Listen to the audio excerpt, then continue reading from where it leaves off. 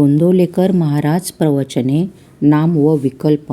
नाम घेऊ लागले की विकल्प उठतात आणि ते घेण्याबद्दलची निष्ठा कमी होते.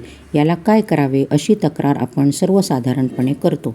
पण असे होण्यातच नामाचे महत्त्व प्रस्थापित होते हे आपल्या लक्षात येत नाही.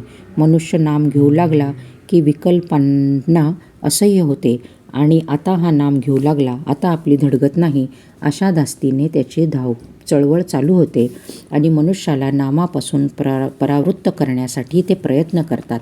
विकल्प हे अतिसूक्ष्म आहेत.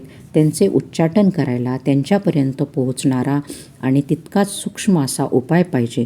तो उपाय म्हणजे भगवंताचे नाम. एखाद्या बिळात सर्प शिरला व त्याला बाहेर काढण्याकरता त्याच्यापर्यंत पोहोचून त्याला तिथे राहणे असह्य करील असाच उपाय करणे जरूर असते. बाहेरून कितीही आरडाओरडा केला तरी त्याचा उपयोग होत नाही. बिळात धूर आणि गरम पाणी सोडले की तो बाहेर येतो. त्याचप्रमाणे नाम घेतले की विकल्प उठतात. म्हणजे विकल्पाच्या मूळ ठिकाणापर्यंत नामाची आत जाऊन पोचली असे ठरते.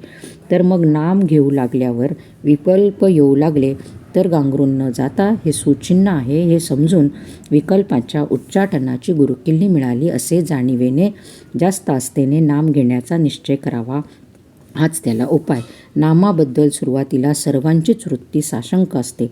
पण आपण सतत नाम घेत गेल्यानेच विकल्प कमी होतात. कोणतीही गोष्ट अभ्यासानेच साध्य होत असते.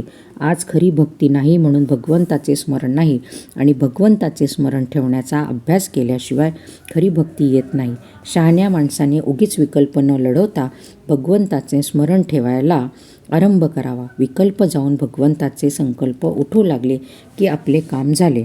आपण रस्त्याने चाललो की नको ती माणसे भेटायचीच, पण आपण आपले चालणे चालू ठेवावे.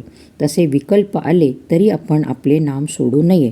पण गंमत अशी होते की वाईट मनुष्य भेटला आणि आपण त्याच्याकडे लक्ष द्यायचे नाही असे म्हटले तरी तो मुद्दाम खाकरतो आणि आपले लक्ष वेधतो. अशा वेळी त्याच्याकडे पाहूनही आपण दुर्लक्ष करतो. त्याचप्रमाणे विकल्पांनी आपले लक्ष ओढून घेतले तर नावडीने लक्ष द्यावे, पण आपले नाम सोडू नये. शंका घ्यायचीच झाली तर नाम चालू ठेवून घ्या. म्हणजे ते नामच शंकांचे निरसन करील आणि विकल्पांनाही हळूहळू पायबंद घालील.